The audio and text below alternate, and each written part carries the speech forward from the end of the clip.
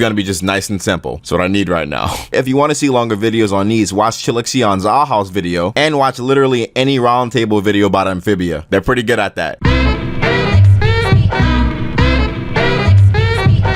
Alright, so Isekai. What is that? Well, my beautiful beanbag, let me tell you. In a video that's kind of related to the concept that allows me to talk about two different animated shows I wanted to talk about. Well, Isekai in English means different or other world, and is a genre of Japanese media involving your normal average everyday person being shoved into a whole new concept and quite literally a whole new universe. Typically when a person hears the word Isekai, they think about anime. Think Konosuba or ReZero or even Sword Art Online. You know, an average nigga gets whisked away into a cool fantasy world and has to adapt to their new surroundings and do cool magic or something fantasy probably. I've watched quite a few of these over the last few months, and then it occurred to me that over here in America, we now have some Isekai of our own. You're probably saying, what the hell are you talking about, Joey? That concept is only locked to a Japanese Eastern audience and you must be off your meds again. Well, Disney's pretty cool, and there are two shows I wanted to talk about, but I just didn't know how. Yeah, see, I thought I'd just make a cool video title talking about two cartoons I actually am really interested in. Somebody give me my creativity medal. So based off of anime videos I've done in the past, I know that my audience doesn't exactly watch anime for the most part, so I tried to keep the opening as general as possible with introducing what the term Isekai actually means. These are Isekai. This is the Our House and this is Amphibia. Now that does not mean that they stole from Japan or some stupid shit. Everything's derivative. Harry Potter fucking exists. If anything, we steal from each other all the time. They saw Big Monkey and was like, fuck it, giant lizard. But anyways, both of these shows involve protagonists getting swept up into a whole new universe with cool fantasy elements. I mean, one's more a bit magical than the other and then like a little more gay as it seems, but you get what I'm saying. Alright, now it has been... Fuck. I knew it. Alright, now it has been years since the last time I've done one of these, so... Go easy on me.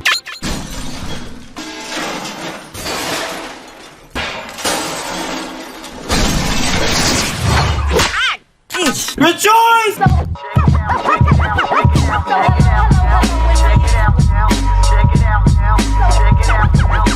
This show is about a girl going into this cool world learning how to do cool magic and swoon a woman without even knowing. And like Harry Potter school, kinda. Just think like Harry Potter mixed with Gravity Falls humor, which is like pretty A1 funny to me. And I mean like actually. First off, this show actually does a really cool thing with the whole chosen one trope thingy. You know that these types of stories usually have. You know, fish out of water, fulfill the prophecy type shit. See, Loser thinks that because she got Isekai out of going to boring ass conformant summer camp that she's the chosen one and she's gonna follow some hero's destiny Harry Potter shit. But in like the second episode, nigga realized that she ain't shit, and I mean that in a good way, as in there is no chosen one, but she can still be the hero of her own story with hard work. And I think that's a really good lesson to teach kids and just people in general who are too tied to these destiny type of chosen one stories. Cause you know, some niggas be thinking they're the chosen one, or that there is a chosen one and they simply ain't it, so whatever they do is forfeit. But obviously that's not how life goes, and like I said, you can be the hero of your own story. And this here teaches that very early on in the story. I think that's pretty cool. But yeah, no, like her mother was like finna straight up send her to some boring ass summer camp that literally stifles creativity, and she just so happened to get lucky and get Isekai'd. You know, some niggas usually die for this shit, but nah, she can go back whenever she wants. She just obviously, you know, doesn't fucking wanna. I mean, I wouldn't either. Look at these colorful ass characters. You know, she was super into fantasy before. Now she's there with said colorful characters. Then God, look at her. Oh, fuck. She's literally just Ryoko from Tenchi Muyo.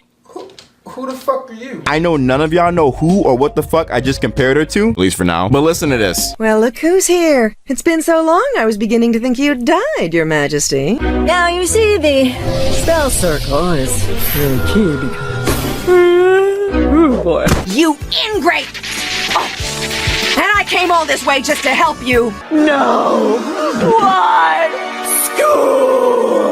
So happy to be able to bear a child of the man I love. A child? They look, sound, and act the exact same. Ryoko just straight up became a witch in her later years. Also, she's fucking hot. So is she. And King is adorable. Like, super, super adorable. I think him and Hootie are really, really funny. One thing I do like a lot about the Our House is the way that they explain stuff within its own universe. Such as how witches literally have an extra part on their heart for magic. How all the weird, nonsensical things in our world, such as like giraffes, are from their world. And just how a human could do magic like a non-human would. There's a real world reason why as to a human like and can actually do magic as well. I also like how Luz eventually realizes within the first few episodes of the show that this alternate world she willingly went to isn't perfect at all like she wanted it to be, considering it's a functioning world just like her own, just with more magical elements. This isn't like a cool escapism thing. You willingly sent yourself to a different world with different customs that acts and functions just like yours, and you have to get used to it. I'm glad the basic understanding of that is shown within the first episodes of the show. They kind of lay the groundwork off the bat for just what Luz is thinking and the reality of what she's doing here. Eventually, she has to come back because that camp isn't gonna last forever, and while this will be very fun and magical, it certainly ain't gonna be perfect. But look at these super cool characters. See, you meet the other characters once Luz goes to the actual school to learn magic because, what the fuck her name is again? Ida. I deadass almost said Ryoko again. That's not even a joke. Because Ida don't really fuck with the whole school thing, which like makes sense. Also, she's a wanted criminal. But yeah, she takes on Luz, but then Luz also realizes that she wants to learn from the school and make friends and have fun. And through that, we meet Gus, Willow, and Amity. But it definitely ain't all nice. Actually, like a good amount of people in the show are like racist towards humans. Like Luz is routinely ridiculed for just being a human and having regular like shaped ears. Like what's with people with pointy ears making fun of regular eared like shaped people? That happens a lot now. If I'm gonna be honest, when I first saw the way that the show looked, the art style kind of threw me off, but then I slowly was like, damn, no, I was bugging. This shit looked real good. I like how everyone's either round and squishy, pointy and lanky, or just a mix. And the background art is fucking crazy. Just look at how clean this looks. It's fun watching Luz experience all these really cool new things and trying to be a really good witch. And it is funny as fuck. Like, you know when something's funny and like you kind of chuckle or like you laugh on the inside? Yeah, this is one of those things where I actually laughed on the outside. Like I rarely do that. Like you can tell if something is funny and you can think, oh wow, that shit did make me chuckle a bit. But I literally watched this show and I bust out fucking laughing. Like there's this thing where the school bell is just a nigga screaming, and that shit kills me. Like it just straight up kills me. Like, what the fuck? That's so unnecessary. Or like I said earlier, they have that like Gravity Falls type humor. You know, it's like snarky and kind of dry, but also like kind of clever. I don't know, I've gotten quite a few laughs off of this. Like if Hootie just speaks, that's like an instant funny line. There's one episode that I really love called Owl's Moving Castle, obviously referencing the movie Howl's Moving Castle, where they're trying to have a cool little house party and the rest of the kids are making fun of them, but they end up having a better cool time. Yeah, I like stuff like that. I like episodes that reference shit. I literally just watched that movie like a week ago too. So forget like what I just said. I went back and like looked at the episode and its name was Hootie's Moving Castle. That's an obvious like pun that just wasn't taken. That angers me, but I don't really give a fuck. Out of all these characters, King and Willow are probably my favorite. Every time Willow like speaks, I just want to give her a hug and make sure that all the things she does goes well. She deserves only the best. I mean, I like Amity too, and at first I didn't like her ass like at all. You know, I was all like, fuck that bitch, you stupid asshole. And now I just like watching her smug ass come around. With characters like her, I always fucking hate their guts until I see the underlying reasons as to why they act the way that they do. And then I go, hey, that's good writing. I'm supposed to think like that. This happens a lot more often than you think it would. It's shown that Amity is such a big meanie because she actually has an inferiority complex and gets pushed around by her siblings. She wants to be the best star student and is definitely crushed when someone takes that away from her, even a little bit. Expressed in other videos of mine, I too had a bunch of weird inferiority sibling nonsense that still lingers to this day, so that kind of stuff sticks with me and resonates in my small little heart. But hey, I turned out just fine.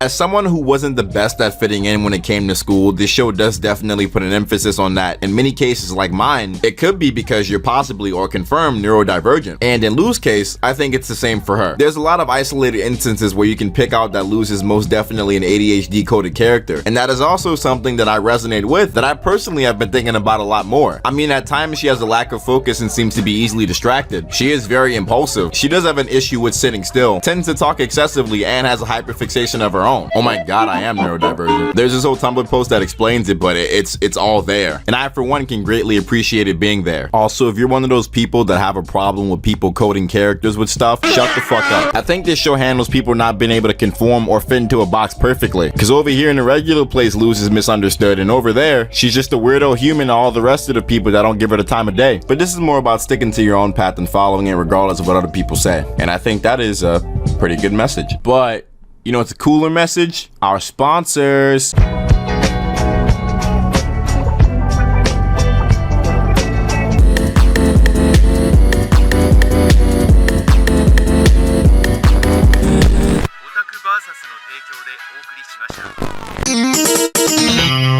This video is sponsored by Loot Crate, specifically Loot Anime, a subscription box service that sends you a surprise mix of nerd stuff every month. Every month you'll get 4 to 6 items from your best anime and manga franchises, celebrating classic stuff like new favorites with all types of stuff there. Licensed collectibles, apparel, figures, and more. With my code JOEY, you can get 15% off your order, and I think that's pretty swag. Last month's box was Fruits Basket themed, and I got some pretty swag items from there.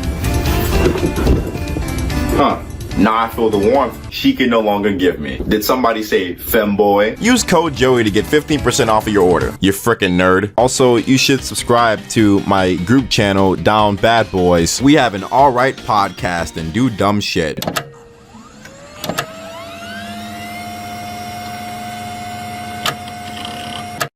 In any case, allow me to cross my arms. I'm sure he's fine.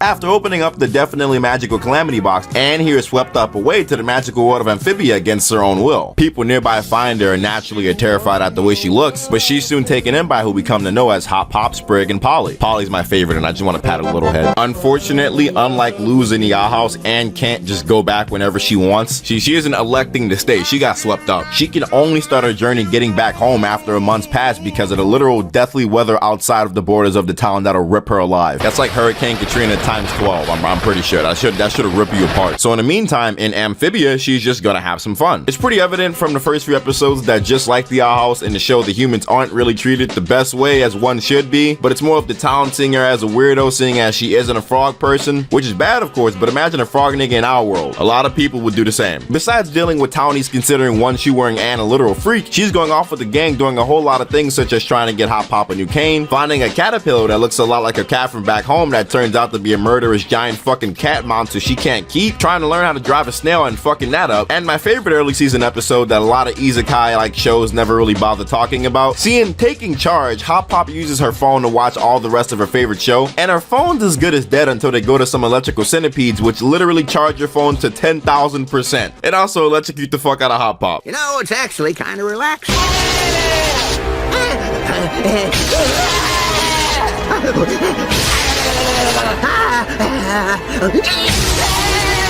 I swear y'all, I haven't laughed like this in a long time. One other episode I like is the one when she breaks out and then everybody starts treating her like a normal person because the breakout like acne shit she has on her face looks like warts, and so she becomes super famous and almost sells out the homies, but then she's like, nah, never mind, fuck that, fuck a bag, I want the homies. But as you can see, a lot of these first few episodes, just like the Owl House, are episodic and not really plot based, but they do offer any expanding on world building through it. Like the Owl House, a lot of shows like this goes from episodic to more plot based. Nigga, shut the fuck up. Oh my god. Like the Owl House and a lot of shows, this show goes from episodic to more plot-based slowly, and it reveals that Anne wasn't the only one sent to the alternate world, as her two at the time best friends were sent there too. And they're kind of sort of doing their own shit. It's also revealed over a couple of episodes that Anne's idea of friendship ain't exactly the best. Marcy's pretty cool, but Sasha doesn't seem to be the best influence or friend. They're also in quite odd, less wholesome, more combative situations. Hey Cosmo, do you want to hear my main juxtaposition or comparison or whatever that means of the two shows that I think is pretty cool? Hey, you're gorgeous. I guess I'll tell them and not you instead then, buddy. One thing that I find really interesting is that a key point and factor in this show is a key difference from the Owl House. I know I keep comparing the two because they're in the same video, but they're also very similar and very different. And the core plot device of Amphibia pretty much goes against what the Owl House was doing. I mentioned earlier how the second episode of the Owl House talked about how everyone wants to be special and everyone wants to be the chosen one, but some people will take advantage of that. Obviously in the Owl House that doesn't exist since they clearly disavowed the concept, but in Amphibia it might be a bit different. Like I said earlier when explaining the plot synopsis, the magical Calamity box transports Anne and her friends to Amphibia, which was stolen from some random store I might add. Anne, Sasha, and Marcy, after being transported to Amphibia, slowly are able to harness the powers of the 3 gems from the Calamity box. There are much better videos that explain this, but these 3 characters get sets and abilities from these 3 stones, and if anything, these 3 gems reflect their personalities. And what I'd say would be the courage, wisdom, and power gems. That ain't official though, that's just the fucking Triforce. Now I can't exactly say that they were destined for this, but I can say it's certainly not not an assumption to scoff at. And with the name Calamity Box, obviously you think that there's some serious shit going on with this box, which there is. Now in order to get home like Anne wants to, they all have to recharge said gems and put them back in and go. Now as you can tell, that isn't as simple as it sounds, and it results in them going on to the journey to do so. Of course, before that, Anne reunites with Sasha and then realizes that she's a giant prick, and now she's pretty much like the series' antagonist. So that kind of complicates things. But regardless of all that, the show is really funny and quite wholesome, with moments of Anne talking about her home life and, well, missing it. Cause these niggas in these Isekai-like shows never really talk about it as much, or it doesn't usually hit the characters as hard because their life sucks and this is cool escapism. But she ain't asked for this. She was forced here. She only got one shoe and that motherfucker probably talking. The really wholesome moments are when she's talking about her home life or her mom specifically. But yeah, no, this show is a fun ride, and unlike the Owl House, it has 2 seasons rather than just 1 at the moment, so you guys can imagine the plots advance more into less than episodic territory. Honestly, this show has emotional scenes that gets my crybaby ass going, funny shit that makes me feel like the world ain't falling apart, and frogs, which are pretty cool. I like frogs.